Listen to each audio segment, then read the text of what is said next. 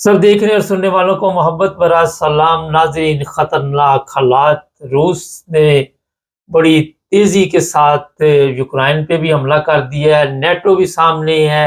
अब्दुल कयूम साहब बताएंगे क्या चल रहा है जनाब, क्या हो रहा है इस वक्त? मुबारक साहब, जैसे हम आपके व्यूअर्स को बताते रहे कि रशिया जो है वो काफी एग्रेसिव है। जब से रशियन साइल के ऊपर यूक्रेन ने कुछ भी प्लान बना के हमला किया था, और छोटा सा एरिया 30 किलोमीटर का उसने ऑक्युपाई किया। रशिया ने बहुत बड़ा हमला अभी यूक्रेन के ऊपर किया है, और उसकी जो जो जो उसकी एक्चुअली जो उसकी प्लानिंग है वो ये है कि यूक्रेन सरेंडर करे। और उसने एक वार्निंग दी हुई है कि सरेंडर और बी रेडी टू डाई। तो ये जो प्यूटन के अल्फाज हैं अपने, तो अभी यूक्रेन के पास है तो कुछ भी नहीं। आपको पता है इसकी फौज जो थी, थोड़ी सी फौज बहुत मारी जा चुकी है। इसके बेशुमार टैंक्स और इस तरह की चीजें जो बाहर से इसकी आई थी वो रशिया ने तबाह कर दी हैं। रशिया ने पूरे यूक्रेन पर हमले करके बड़े बड़े शहरों को तबाह किया है। बड़े बड़े शहरों में बड़ी बड़ी बिल्डिंगें और ऐसी जगह जहां पे इनका डिफेंस का स्ट्रक्चर था, सारा तबाह किया है। अभी रशिया को जो गुस्सा है वो यही है कि इसकी जरूरत कैसी हुई है कि मेरे जैसे मुल्क के साथ, जहां बड़े बड़े मुल्क ममालक, इवन इवन यूएसए कभी भी रशिया के साथ डायरेक्टली इन्वॉल्व नहीं हुआ। और यूरोप के अंदर भी 2-3 मुल्क थे, उन्होंने भी अभी कह दिया हम इसकी मदद बंद करते हैं। तो ये इसकी मेरे ख्याल फाइनल इसकी अभी स्टेज है जो रशिया सोच रहा है कि इसको इतना मारो कि ये हाथ खड़े कर दे, सरेंडर कर दे, फिर जो मेरी मर्जी होगी फिर मैं करूंगा। सर, 10 ममालिक नेटो के ऐसे हैं जिन्होंने भारी असला दिया इस वक्त यूक्रेन को, और यूक्रेन ने कहा कि मैं रशिया के कई इलाके जो है उन पर हमला करूंगा। और ये जंग जो है वो रूस के अंदर जा रही है। आपको शायद इस चीज़ का पता चल चुका हो। तो ये जो 10 ममालिक हैं, रशिया इनके साथ भी कोई ऐसा सलूक कर सकता है जो यूक्रेन के साथ हो रहा है? मुबारक साहब, अगर इन्होंने और कुछ केस को बढ़ाने की कोशिश की तो हम लोगों ने एक बात की हुई है कि ये रशिया इसके ऊपर एटमी हमला करेगा। वो फाइनल उसका एक, जैसे उन्होंने बहुत दफा रिपीट किया है कि हमने एटमी जो स्ट्रेटेजी है कि किस तरह हमने हमला करना किसी के ऊपर, वो हमने चेंज कर दिया है। चेंज का मतलब है वो किसी के ऊपर किस वक्त, जहां रशियंस को खतरा होगा कि अभी हम इंतजार नहीं कर सकते या हमारे ऊपर ये शायद ज्यादा ही कुछ हो गया है, तो वो ये यूक्रेन के ऊपर वो एटमी हमला भी कर सकता है। और अभी तो फिलहाल तो जो कन्वेंशनल वार है वो चल रही है। टैंक्स उधर से रशियंस के गन्ने, फाइटर्स, सब कुछ वो इस्तेमाल कर रहे हैं इसको डिफीट करने के लिए। और अगर यूक्रेन ने और जरूरत की तो मेरे ख्याल में इसका बचा तो कुछ भी नहीं है। अब देखिए, इसके मिनिस्टर्स भाग गए, जनरल्स भाग गए, फौज इसकी फौज जो है इसकी मारी जा चुकी है। इसके पास कुछ भी नहीं है। और यूरोप ने, तकरीबन सारे यूरोप ने इसकी मदद भी बंद कर दी है। जो इसके पास आ गया था सर वो शायद इस्तेमाल करे। अमेरिका भी खामोश है अभी। तो ये इसकी फाइनल स्टेज है। हम ये ऐसा एक गैस या प्रेडिक्ट कर सकते हैं कि ये यूक्रेन बहुत जल्दी सरेंडर करेगा। सर, थोड़ी सी दूसरी पाकिस्तान के हालात भी इसमें शामिल कर लेते। बड़ी गिरफ्तारियां हो रही हैं पाकिस्तान में, जलसे के बाद लोगों को पकड़ लिया गया, क्या देखते हैं आप?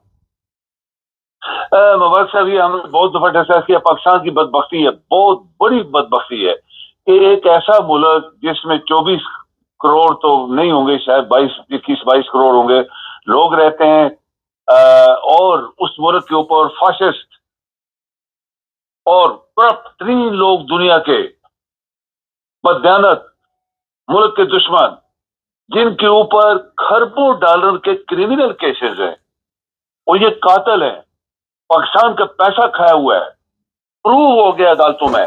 नैप ने इनको पकड़ा, FIA ने इनको पकड़ा, अदालतों में गए, सब कुछ प्रूव हुआ, और उस मुल्क के अंदर वो हुकूमत में है। ऐसी मिसाल तो पूरी दुनिया में आपको नहीं मिलेगी। तो ये पाकिस्तान एक ऐसा मुल्क है जहां 75 साल से इसी तरह इस मुल्क को खाया जाता रहा है और लोगों को अपने नहीं दिया गया। गरीब 3 लोग पाकिस्तान में जिनके पास 5 मरले जमीन नहीं है, और अमीर 3 लोग आरामखोर, जरदारी, लाहौरी, ये बाकी लोग इसके साथ मिले हुए एक ग्रुप है, एक ग्रुप ऑफ थीव्स। क्या वो डाकुओं का ग्रुप है जो پہلے دن سے انہوں نے وہی بندے رکھے ہوئے جو ان کو سپورٹ کر رہے ہیں کرپشن میں، حرام خوری میں، آپ پاکستان کو لوٹنے سر یہ میں، بتائیے، پاکستان کو جی یہ بتائیے، رانا ثناء اللہ نے کہا ہے کہ جو عمران خان کا وجود جب تک ہے اس وقت تک پاکستان کی حالت ٹھیک نہیں ہو سکتی. عمران خان کو راستے سے ہٹانے کے لیے کوئی پروگرام بن رہے ہیں، آپ سمجھ رہے ہیں کہ اس میں کامیاب ہو جائیں گے؟ دیکھیں ایک بات تو مبارک صاحب یاد رکھیں کہ عمران کو یہ ختم نہیں کر سکیں گے کبھی بھی، کیونکہ ایک نیت ہوتی ہے. ہم لوگ مسلمان ہیں، جب انسان اندر سے بدنیت ہوتا ہے تو اس کی پھر اللہ تعالیٰ اس بندے کو سزا تو دیتا ہی دیتا ہے. آج نہیں تو کل، نہیں تو پرسوں تو ترسوں. چھوٹی سی بات ہے، چھوٹی سی مثال. حضرت یوسف علیہ السلام بچہ تھا، اس کے بھائیوں نے جس طرح یہ بغض کر رہے ہیں عمران سے، بھائیوں نے بغض کیا، اس کو کنویں میں پھینک دیا، ہمیشہ کے لیے وہ ختم کر کے چلے گئے تھے. کیا مر گیا، کھپ گیا. قدرت بڑی مہربان ہوتی ہے، قدرت دیکھ رہی ہوتی ہے. وہی بچہ اس ملک کا بادشاہ بنا، مصر کا، اور نبی بنایا گیا. تو یہاں سے آپ اندازہ لگائیں کہ آپ جو مرضی کر لیں، اگر اللہ تعالیٰ نے عمران کو اس پاکستان کو ٹھیک کرنے کے لیے تیار کیا ہے تو آج تک وہ ہارا نہیں ہے. وہ اس کے ارادے میں مصمم ہے.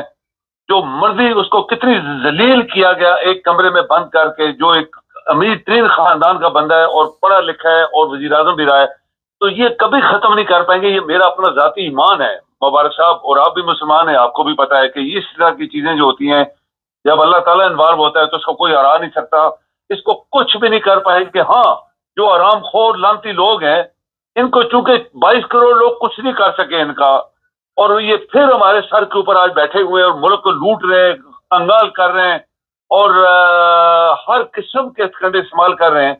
تو پھر ایک آدمی تو ڈٹا ہوا ہے نا، جیل میں ہے، وہ ڈٹا ہوئے تو ہے، اس کو تو منا نہیں سکے، اس کو ہرا نہیں سکے، اس کو خرید نہیں سکے. تو اس سے صاف ظاہر ہوتا ہے کہ انشاءاللہ مبارک صاحب ایک دن آئے گا جب پاکستان کے لوگوں کو کچھ بہتری کے لیے کچھ روشنی ملے گی، اور وہ عمران کی شکل میں ہی ملے گی. سر یہ بتائیے کہ آپ نے ابھی کہا کہ یہ سب قاتل ہیں، انہوں نے رانا ثناء اللہ کا بھی آپ کو پتہ ہی ہے کوئی کتنے قتل، تو ان کے لیے عمران خان قتل کرنا کون سا اتنا بڑا کام؟ ابھی دیکھیں نا عمران خان کے لیے کیا، ابھی ان کے بندوں کو پکڑا، مارا، جلسے جلوس، کنٹینر لگائے. یہ بہت حرام خور لوگ ہیں. آپ کو مبارک صاحب اس چیز کی پتہ ہے، یہ جو لوری ہیں خاص کر، یہ اتنے گندے لوگ ہیں، یہ اتنے حرام خور لوگ ہیں، یہ بددیانت ترین لوگ، یہ پاکستان کے دشمن ہیں، بہت بڑے دشمن ہیں. اور انہوں نے اپنی پہلی حکومتوں میں ان کو جوتے مار کے اس بندے کو نکالا گیا 3 دفعہ. ابھی چوتھی دفعہ پھر خواب دیکھ رہا تھا. ابھی دوسرے کو مداری کو بٹھا دیا وہاں پہ، اور مداری جو ہے وہ بوٹ پالش کرنے میں ماسٹر ہے. دنیا کی ملا ان کو کچھ بھی نہیں.